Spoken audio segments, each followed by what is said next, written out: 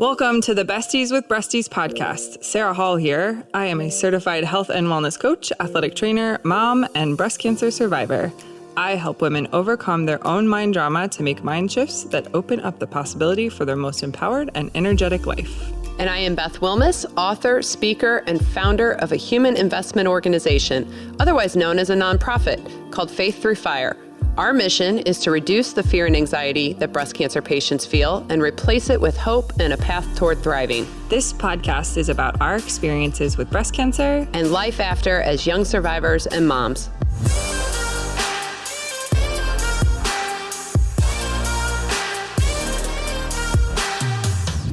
Hi. Hi. Walk after this little break. Yes, for sure. Break and then walk. For sure we're walking. I need a walk. I feel like my brain needs to bounce back. Oh, yep. Deep breathe.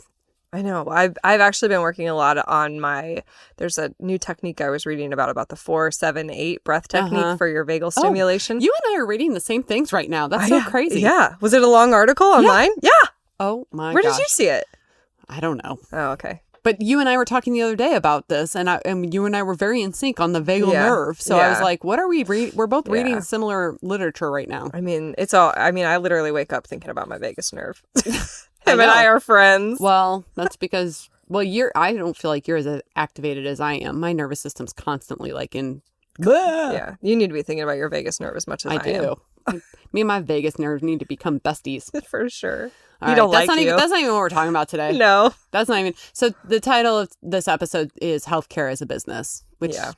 I don't think we need to explain that any more than that. Oh, are we done? We're done. We're done. There you go. You all know. I actually have a perfect example, I think. Oh, okay, great. So I got this bill. Do you see this bill over here? Yes. Yeah. Okay, so I got this bill. I'm not going to out the hospital that owns this urgent care, but hospital owns the urgent care. And I've noticed that the prices have gone up since ownership has taken place. Yeah. So, short story is, ladies, you all know how it feels to get a bladder infection. What, men don't listen to this podcast? Do men don't typically get bladder infections as much? That's true. I mean, I'm not going to say it never happens. Yeah. I have been married a long time, and I don't think my husband's ever had a bladder infection. And you actually get them pretty routinely. I did when I was on the hormone suppression drugs. Oh. But now that I'm off of them, I don't really. Oh, interesting. But this was a one-off, and I did get one. I also think it has to do with after you have sex, if you don't freaking immediately go do that pee-pee. Girl. I know, right? I mean, how old are you? I know. Well, you know what's so funny is that I went to this urgent care and it cracked me up because the doctor's like, you need to wipe front to back. I go, this is not my first rodeo, dude. I know how to wipe myself. Like, this is not, I felt like I was being chastised. Like, no, I'm wiping back to front, right? Yeah. Like, yeah. Oh, shoot, man. You really are educating me on something I've never heard in my life. Right. Yeah. Thank goodness. Women know front to back, dude. Yeah. But anyway, so short story is that I get a bladder infection. Mm-hmm. You know how miserable that is. Miserable. Right? So for the first 24 to 48, you try to manage it yourself with your cranberry juice and your supplements. And then you realize this thing and not going away without some help. At that point, my primary care is like, I can't get you in today. Mm-hmm. So you book it to the urgent care, which is what they're really good for. These critical moments where you're like, I'm peeing my pants every 5 seconds if I don't get in. So I go to this urgent care and they come in and they say that the tech says, could you be pregnant? I say, no, I don't have fallopian tubes. Absolutely cannot be pregnant. So, and then they do the urine analysis and the nurse comes in for 5 seconds and says, okay, yes, you have a bladder infection. Here's where you can go pick up your prescription, right? Mm-hmm. So once I got into there, it was like in and out, all good. So I get a bill. So I get the bill from the urgent care in the mail. The first thing I notice, and it's itemized, to their credit, it's itemized, not always the case. Mm-hmm. They charged me for a urinary pregnancy test. Great. Right.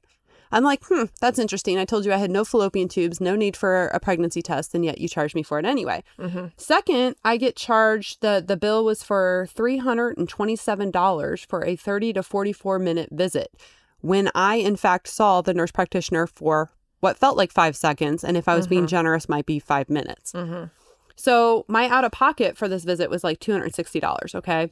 So I call up, the billing place, and I'm like, first of all, you charged me for a urinary like a pregnancy test, like when I told you I was not pregnant.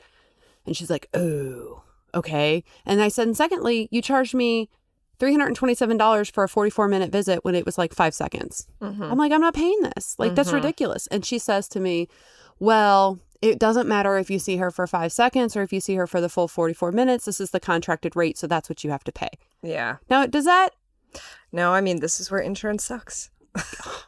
Hence our insurance episode. Yeah. But I was just like, you've got to be kidding me. She goes, well, I can reach out to the urgent care and dispute the pregnancy test. But the other is like, you're basically out of luck. And I said, well, I want you to make a point to tell the practice manager that I don't want to get charged 44 minutes for a visit that took 5. So yeah, what's sad is that like insurance dictates that, and there's like nothing that they can do about it. Especially not at the practice level. It's just like it's a whole like who chicken before the egg. Who do you blame? Like who do you go to? No. Here's what's going to happen. The next time I go to the urgent care, I'm going to say I would like a 44-minute visit. And I'm going to put everybody behind. Yes. I'm going to put everybody behind on the schedule. You're just going to talk to them about your day. I'm going to talk to them about my day. I'm going to talk to them about my dog Buddy. I'm going to talk to them about whatever I feel compelled to talk about, so that I get into a mental health visit. So that I get my 44 minutes, and I will be armed with this bill the next time I go in. Makes me so mad. It would be nice to get what you pay for. But then also get what you don't want, like to not get what you don't want, like don't want to be charged for a pregnancy test when it doesn't clearly make medical sense for you to get tested. I mean, I just think how many people pay this without really talking about it. And, guys, this is something too. Like, you can always ask for an itemized list from your insurance company to know what the charges are and what your don't be afraid to call up and dispute the bill, and don't be afraid to ask for an itemized bill for like what everything is, because they tend to like to lump it together and give you a dollar amount and not tell you what each one was for. And, when all of a sudden, so for example, I got a different bill for my physical therapy for my arm, and there was a charge on there for $200 for an ice pack. Yeah. So I'm disputing that. I'm like, really? $200 for an ice pack? Yeah. Yeah. So that's what we're going to be talking about today. Yeah. First, we'll talk about how hospitals operate. And then we're going to talk about 2 recent events that many people are aware of and that hurt patients, and many survivors we talked to feel was motivated by nothing more than a money grab. Fun. And then finally, we're going to touch on what can be done today to ensure ethical behavior in healthcare. Right. But before we dive in, let's hear from our first sponsor. Thrivent is a proud sponsor of Faith Through Fire. Thrivent believes money is a tool and not a goal. The Gateway Financial Group with Thrivent is local to the St. Louis area and can work with you to create a financial strategy that reflects your priorities and helps you protect the things that matter to you, like family and giving back. Please call 314-783-4214 to schedule a free consultation with one of Thrivent's Gateway Financial Advisors. Okay. So we're back. A lot of people don't know how hospitals operate, and I didn't know this either until I worked for one. But hospitals have service lines. So those are like their departments. So cardiology, oncology, orthopedics, wound care, these are all different service lines. That's what their verbiage is. And some are more profitable than others, and some lose the hospital money. The loss leaders. Right. There you go. So like a service line that loses hospitals a lot of money is behavioral health, which Sarah and I are all about mental health. And guess what gets the shaft in care? What's also, because I worked at a birth center, so we were talking about the business of birth a lot, but natural birth loses the hospitals a lot of money versus a cesarean. Sure. Yeah. Right. So why would you do things as, nature intended? Yeah. Right. So it's all about what makes the hospitals money so that they can stay profitable. Often a hospital will hire a service line manager who is responsible for many service lines instead of just one. So they typically will hire somebody and say, oh, you have cardiology and you have, oncology and you have wound care. So they're not just over one department. They're over many. And so actually optimizing patient care, it can be hard because they're responsible for increasing profitability. And you have to kind of wonder, like, where is the patient care piece versus where's the profit? Right. At the manager meetings, do you think they're going like, and how are your reviews versus like, what kind of money are you making? Yeah. It is interesting. I will tell you, hospitals have in the past, and it's been a while since I've worked for one, they used to live and die by patient satisfaction scores. So they would incorporate it into everything they did, and it was all about getting those scores like really high. But I always thought it was interesting because what they asked patients about in terms of their experience didn't always mesh with what I thought would be a good... Oh, like they were like leading questions? It was just like, did you get in a timely fashion? Yeah. Yep. Did you feel heard? And I mean, some of them are valid. Yeah. So, I mean, they do ask about patient satisfaction, but the bottom line is these service line managers, I have friends that are service line managers, and they're constantly putting out fires is really what it looks like to me. It's just like going around and constantly putting out fires and trying to keep the departments profitable is kind of what they're tasked with. So hospitals are always analyzing how can they increase volume or profits. And I think that this can lead to exploiting opportunities that help their bottom line, but potentially could hurt patients. But before we talk about like 2 examples of this, you want to do boobs? You want to do boobs? Let's do boobs. All right.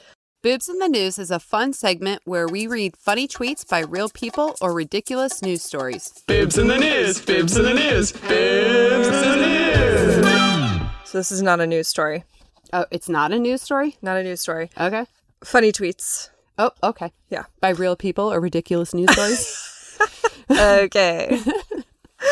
I love when people come up to us and then they recite that to us. I know. They're like, boobs in the news, boobs in the news, boobs in the news. It's funny. Okay. These are funny tweets about married life, which we have done before. So these were ones that we did not do before. Okay. Okay. So some couples exercise together. This is from Dan Regan. My wife and I text each other videos while sitting in the same room. That's funny. Do you do that? Not videos, but I'll text my husband.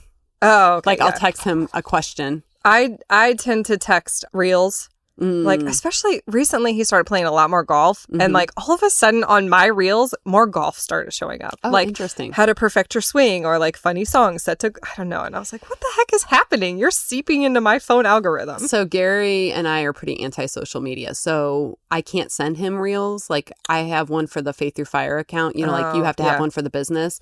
But my personal one's basically like defunct, but I can't send him anything because he doesn't have a Facebook account anymore. So yeah, like, so we can't do that to each other unless I get on. Yeah. So I don't, we don't have that, but I feel you. Yes.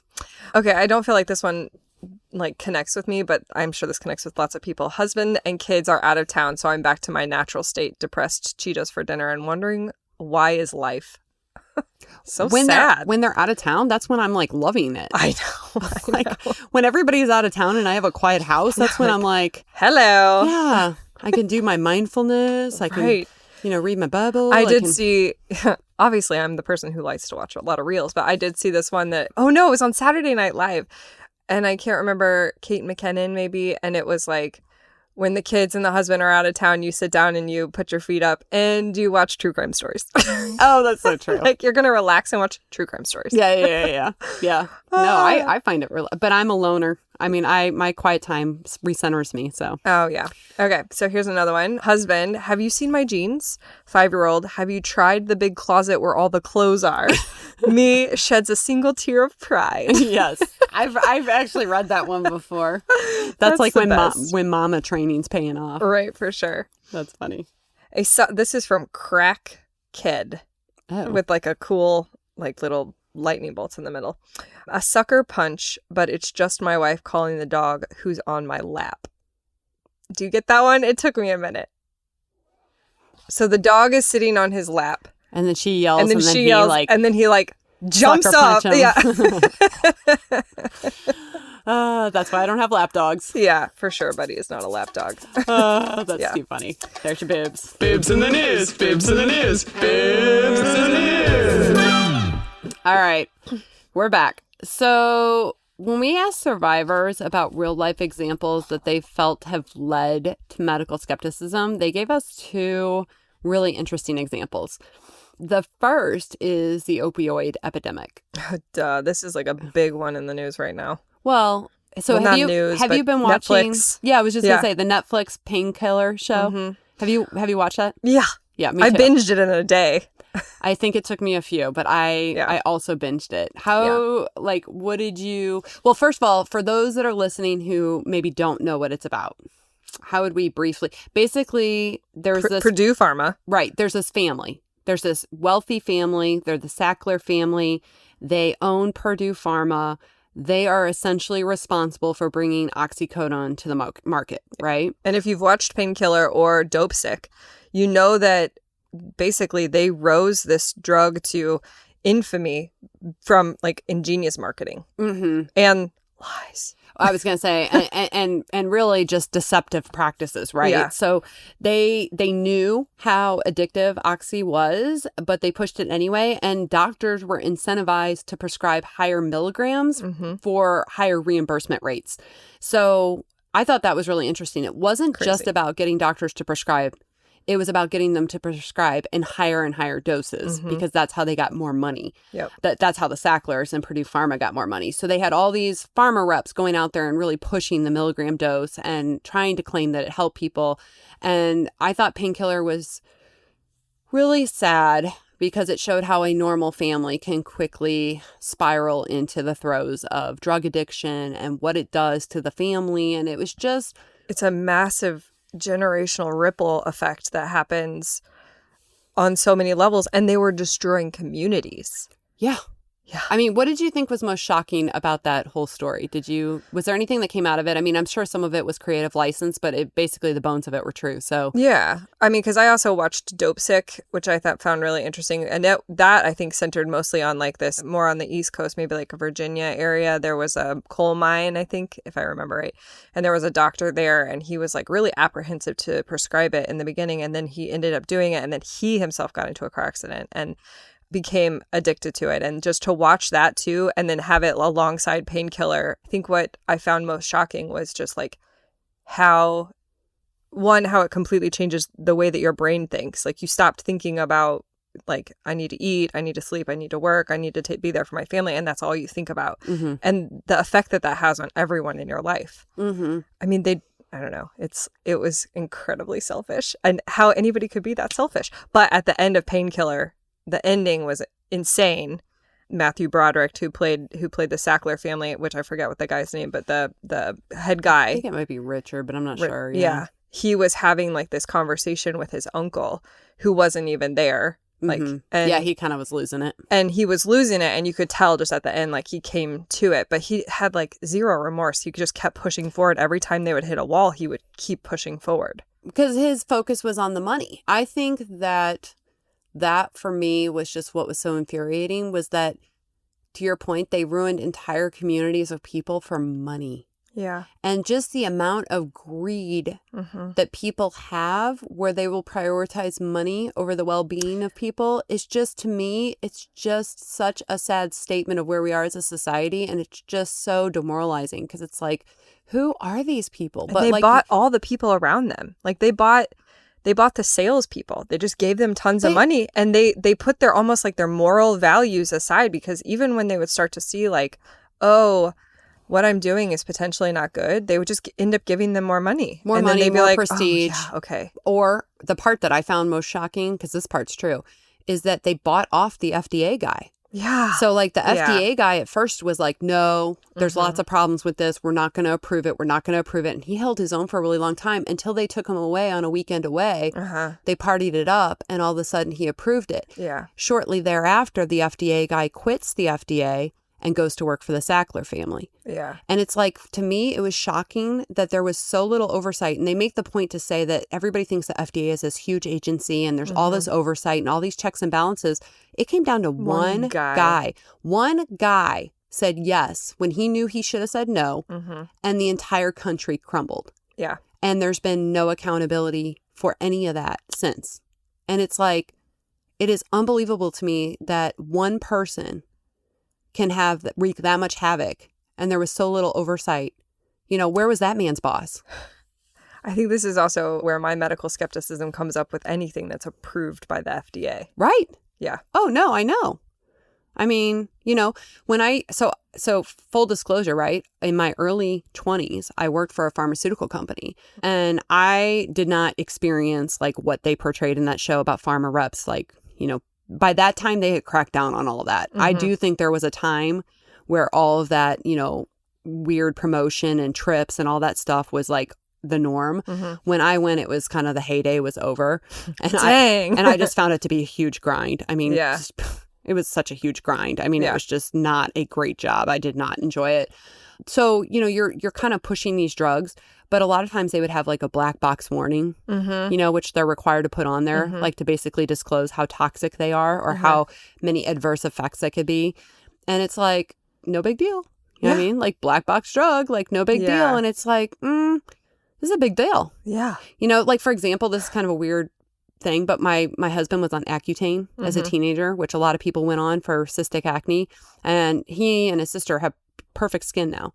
But he also has high blood pressure and has since he was in high school, like basically, which it's like and he's, you know, he was thin and healthy. And it's like, who gets high blood pressure, you know, in their early 20s, I think. Yeah. Well, I suspect it's from him being on Accutane. And there was a black box warning, but, you know, we trust, right? Yeah. Like, okay, this isn't going to harm me long term. Yeah. Can I prove that that's the case? No. But I think that's probably a result of that. So I think you're well within your rights to have some medical skepticism. For sure. Yeah. So that leads us to our second event, which this happened right here in St. Louis.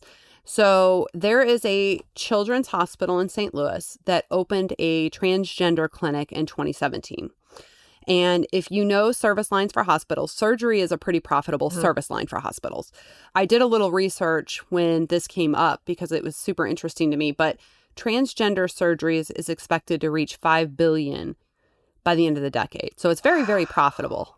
Okay. And really, this provides an enormous opportunity for hospitals to profit, you know, from these surgeries. Right. The short story is, in 2022, a woman named Jamie Reed, who worked as a case manager at this pediatric transgender clinic, blew the whistle on the clinic, saying she believed what was happening there was harming kids. I think this story is so interesting on so many fronts.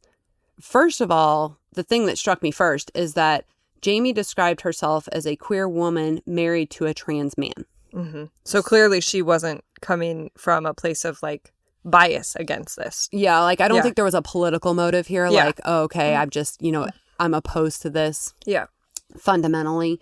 And in fact, I looked up her article because she basically penned an article for the Free Press is where I found it. And the title of it says, I thought I was saving trans kids. Now I'm blowing the whistle. It says what she basically said. There are more than 100 pediatric gender clinics across the country. I worked at one.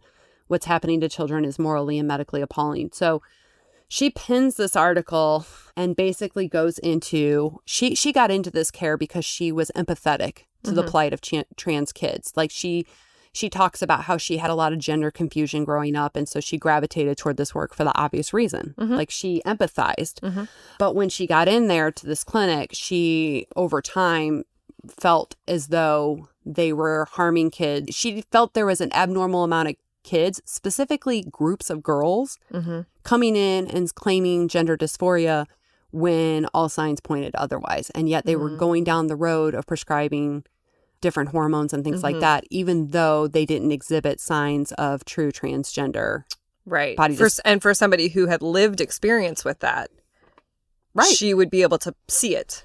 She says that she could no longer participate in what was happening there. By the time she departed, she was certain that the way the American medical system is treating these patients is the opposite of the promise to do no harm. Instead, we are permanently harming vulnerable patients in our care.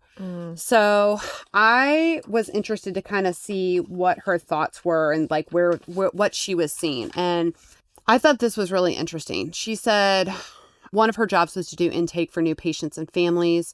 She saw like groups of girls coming in, like they were all in the same friend groups, suddenly claiming to be in the wrong body.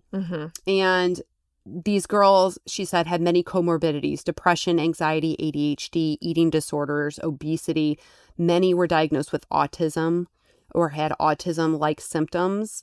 They would frequently say they had disorders that nobody thought that they had. And the doctors privately recognized these false self-diagnoses as like a manifestation of social contagion. And yet they ignored all that And her claim is pushed. Yeah, her claim is that they pushed forward. And what I thought was really interesting was that she claimed that really the only thing that they needed was a psychiatrist to basically say, oh, yeah, they need gender affirming care and to write it off. But they had their own group of therapists within the system that they could count on to say that. Pass them through. Yeah. Right. So I think that it's really interesting because in my mind, and this is just my opinion based off of reading her article, it sounds like it was money motivated. Yeah.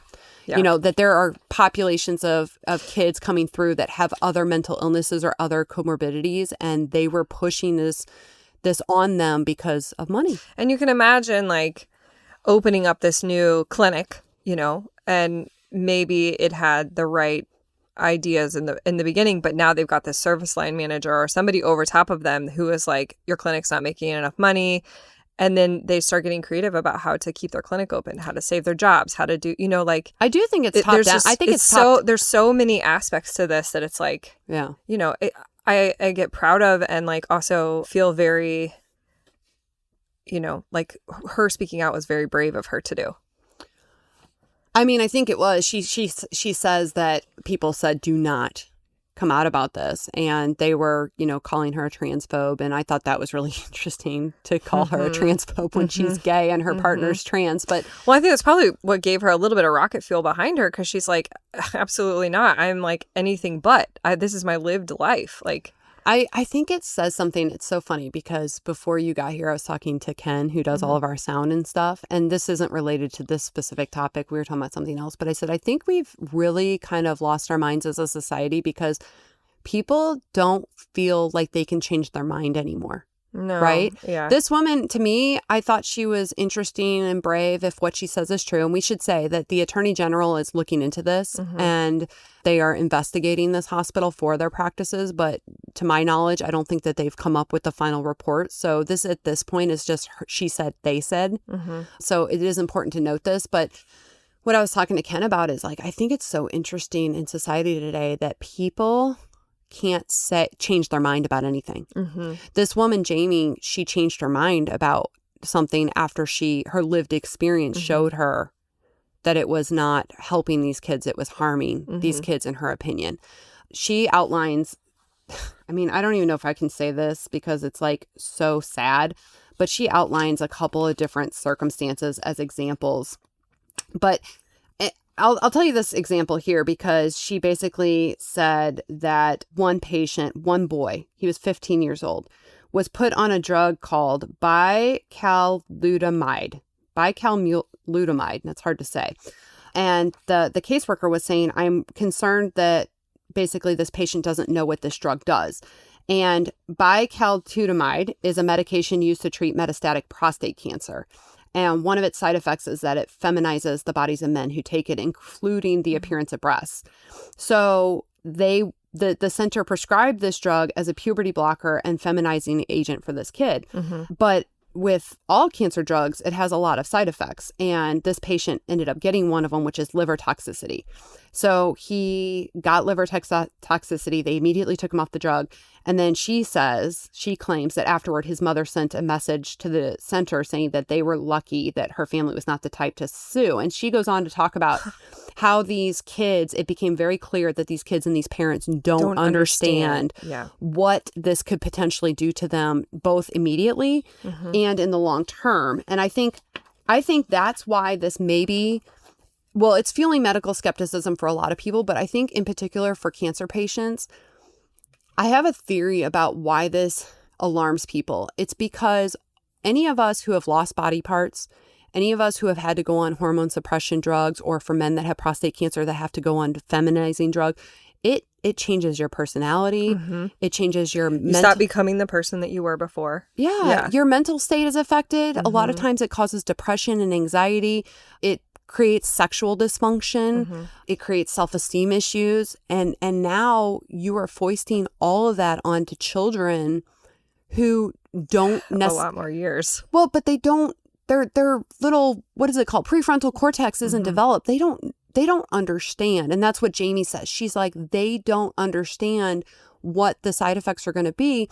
And then furthermore, like I tried to find longitudinal studies and I couldn't find any on the long-term effects that this has physically and mentally. So she goes on, I'll give one more disturbing example of what she claims. She said, other girls were disturbed by the effects of testosterone on their clitoris, which enlarges and grows into what looks like a microphallus or a tiny penis.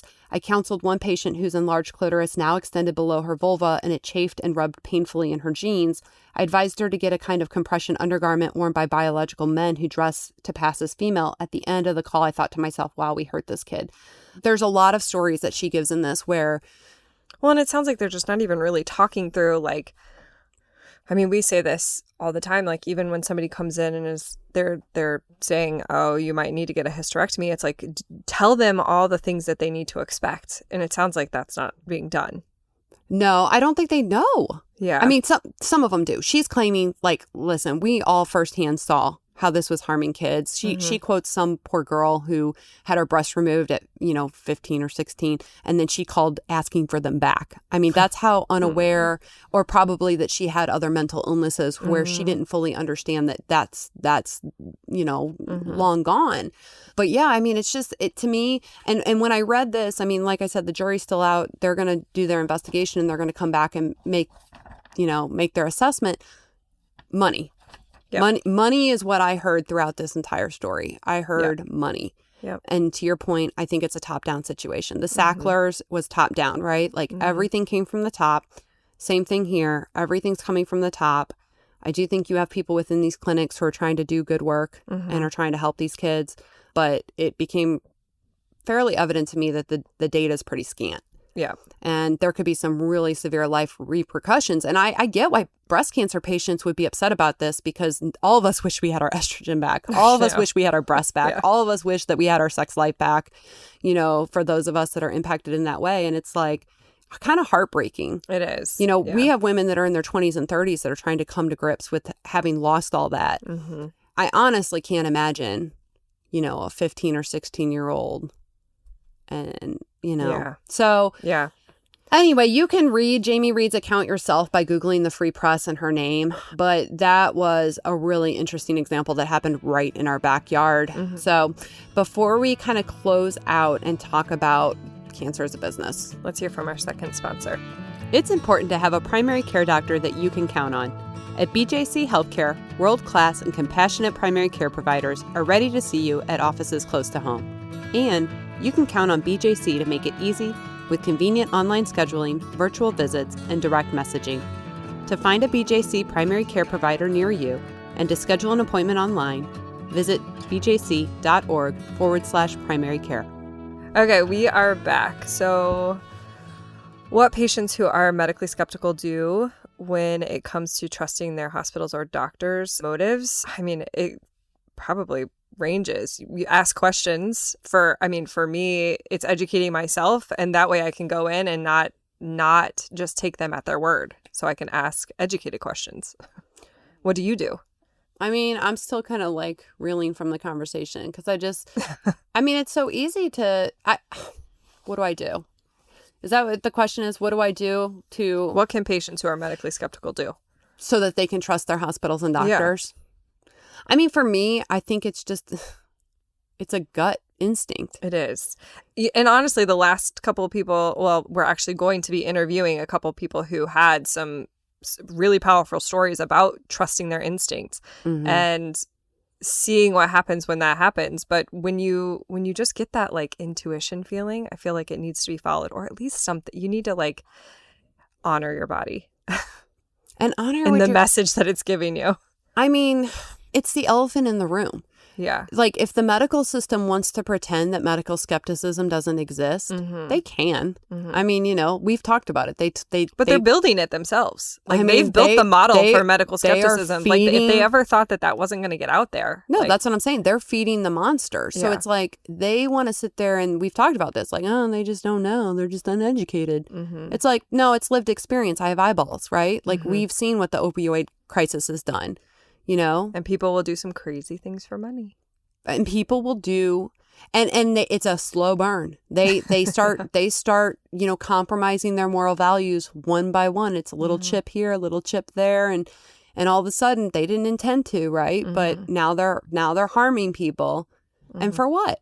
Yeah. For what? For money, for profitability, for prestige, right? Yeah. Oh, we're on the cutting edge and we're leading the country in this. And it's like, at the end of the day, if you're hurting people, you're hurting people. Yeah. So yeah, listen to your gut, go in, ask questions. Don't be afraid to get a second opinion. And at the end of the day, I don't know if this is a good parallel or not. We're talking about cancer as business, but everything's a business. No, we're talking about healthcare as business. Well, yeah, healthcare is a business, right?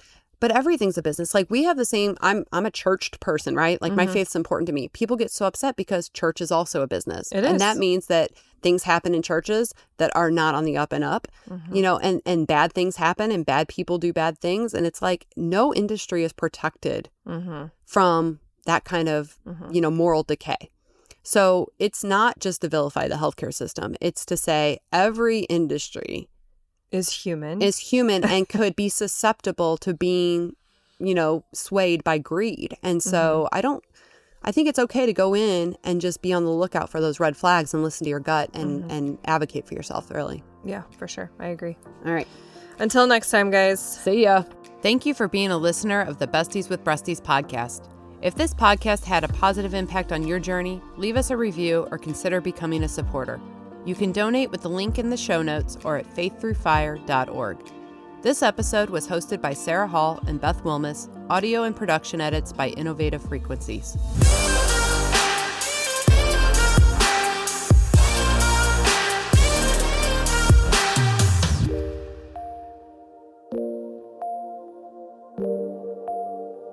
you.